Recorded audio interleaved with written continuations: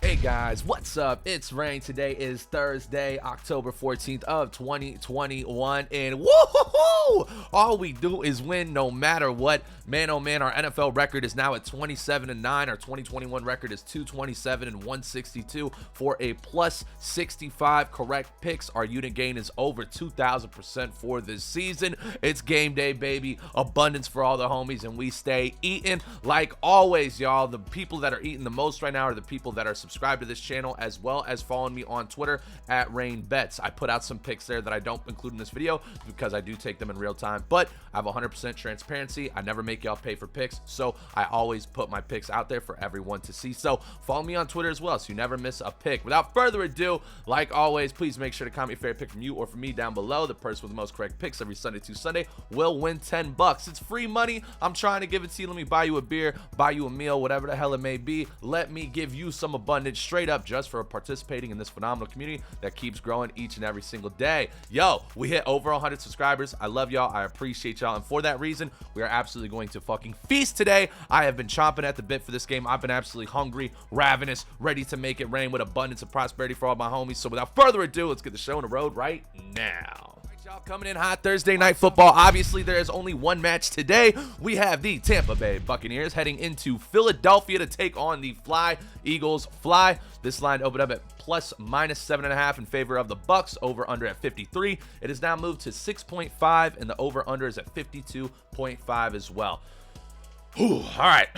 Happy Thursday, folks. It's time to make it rain. The Bucs are heading up north to face off against the Eagles for this Thursday night spectacular. This line opened up at 7.5, is now dropped to 6.5. Now, you may be wondering, how in the absolute hell could Vegas value the Bucs at a 2-possession win in this matchup, right? Well, it's because Mr. Perfect, aka Tom Brady, is actually 0-10. Tom Brady is 0-10 against the spread in his last 10 primetime games. I know. I didn't believe it either. Once I saw the initial source for it come out, I was like, holy shit, you know what? It does make a lot of sense about, each primetime game I've had to watch with Tom Brady.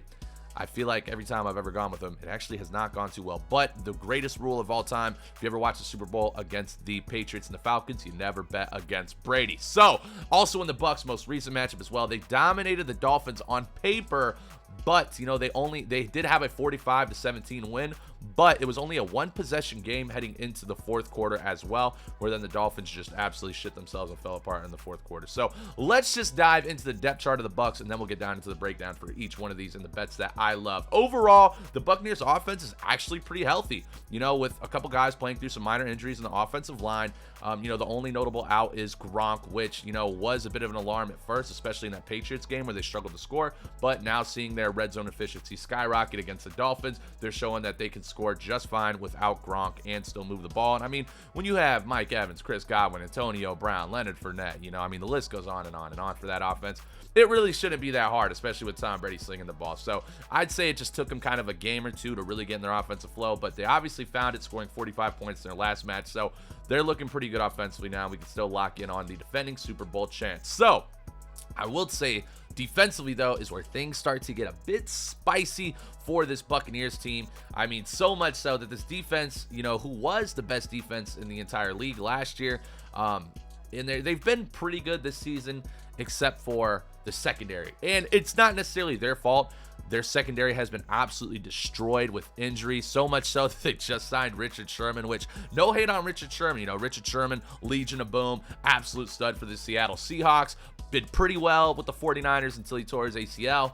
Now in the free agency and now getting signed in week 6 to the NFL to go to another star-studded all-star named team, joining on the Bucs. So I think it's actually quite Buccaneers-y, I guess if that's a term, for Richard Sherman to join this kind of last chance comparison of the Buccaneers. But he didn't do too bad last game. There were a lot of flags. He definitely does. You can see the age is there. His speed isn't what it used to be, but he is a vet. He is a leader, and that's something that this defense really, really needs right now in the secondary, is a leader. So I do love that pickup, and they should be playing a bit better. I mean, it's tough to say. It's really tough to say ultimately, but, just for stat-wise, there's not a single player that started on this defensive secondary that is starting now. That is how banged up and injured this entire secondary for the Bucs is. So it's one of the things that's really, really tough. But ultimately, I will say this, though. Okay, I will say this. The bright spot is that although their pass defense is dead last NFL, I mean, their pass defense sucks. It is what it is. Their rush defense is #1 in the NFL. And with Dominican Sue, Jason Pierre-Paul, and all these other super studs on there as well, you know, they are able to bail out the secondary quite a bit. And when they're able to get pressure on that quarterback, the secondary shows up, shows out, and starts to get turnovers. So ultimately, the key for the Bucs tonight will be their ability to contain a dual threat quarterback in Hurts. Now, Jacoby Brissett isn't Jalen Hurts. Okay, I'm not going to say that, but Jacoby Brissett is a mobile quarterback that can throw the ball. We can agree on that one, okay?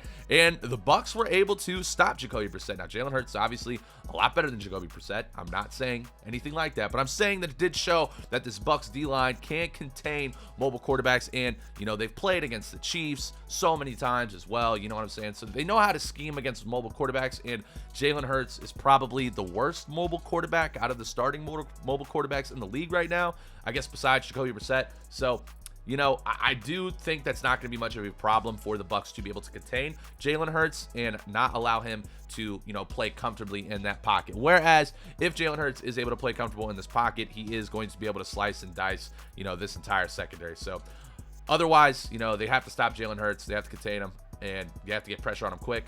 And, you know, if they do, you know, wraps. This is like a 40-point win. If they don't, then it's going to be a bit of a game in their hands, but I really don't think so, because looking into the Eagles now, going into their offensive scheme of things, health-wise, you know, they're looking stellar. Defensive side of the ball, the Eagles have played very well this season, but they have a pretty ragtag fucking O-line, okay?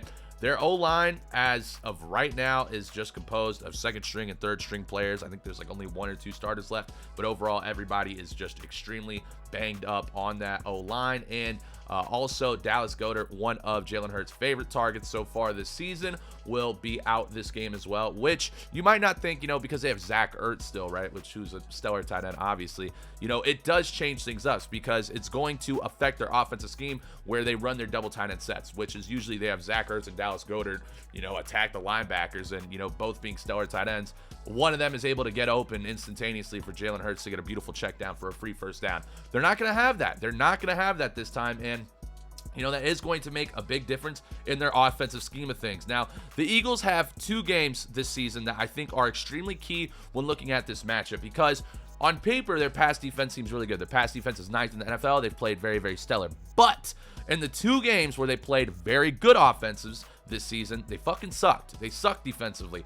And the first one is the 41-21 loss to Dallas, and then the second one is the 42-30 loss to Kansas City. Now, what this tells me is right off the bat that, you know, this defense, that ranks 3rd in the NFL for pass defense, they can't do shit against a high-powered offense. And I think there's no arguing it now. The offense of the Buccaneers is the most high-powered offense in the NFL. It's non-negotiable. I mean, the Chiefs have been a little bit lackluster with their offensive spectacular stuff that we've seen them do so much, and the Bucs have just been absolutely fucking insanely lights out, dominating every game besides the only 19-point score against the Patriots. But, you know, Brady was nervous. Brady was overthrowing the shit out of guys at the beginning of the game, but ultimately got the job done, so we're not going to get into that. But, again, what that tells me is that, you know, this defense struggles against really high-powered offenses, and then on top of that, too, their offense for the Eagles can't keep up. They can't keep up. You know, Dallas wins by 20, Kansas City wins by 12. Both spreads are covered by, you know, multiple points on the top of that as well. Now, you may be saying, but Rain, they did just beat the Panthers, and, you know, the Panthers have a really high-powered offense. Now, that is true, but again, they beat the Panthers without Christian McCaffrey, and we've made a fuck ton of money betting against the Panthers within last week and the week before that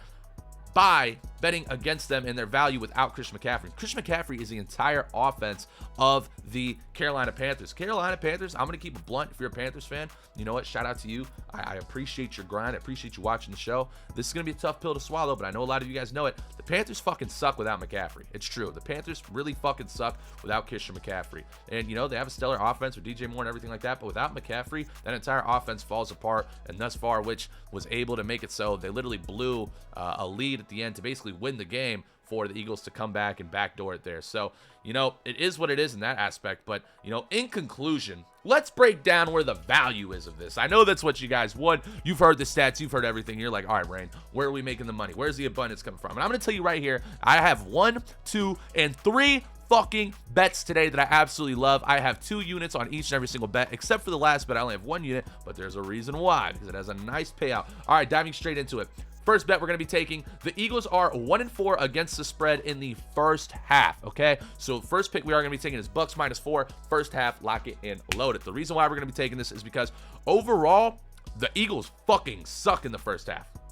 They absolutely suck in the first half, and that's why they get absolutely destroyed from very good offenses, because once they fall behind in a game, it's over. And so they just can't catch up. They really can't. They can't catch up. And with Dallas Goedert, a very, very, very key offensive player that allows them to open up the ball so much and so many unique different aspects between their running game and their passing game with the double tight end set, I think that is going to affect them heavily and make their offense even. Their offense is going to be better. Their offense is going to be better without Dallas Goedert. So we just have to take a statistical analysis in this and say, okay, they're taking one of their key offensive players out. And it's not like it's a wide receiver. Like if a wide receiver was out for the Eagles, I'd be like, okay. But without their double tight end set, being able to run efficiently with Goedert and Ertz, that is going to make such a massive difference. So first bet I love is Bucs -4, first half, 2 units, lock it and load it. Second bet I'm going to be taking is the Bucs -6.5. I'm taking that for 2 units too. You know, all streaks are meant to be broken. You know, nobody's perfect in this world, and you know, as a professional sports bettor, man, you cannot bet against Tom Brady. You just can't fucking do it. I don't care if Tom Brady is 0-10 in prime time against the spread.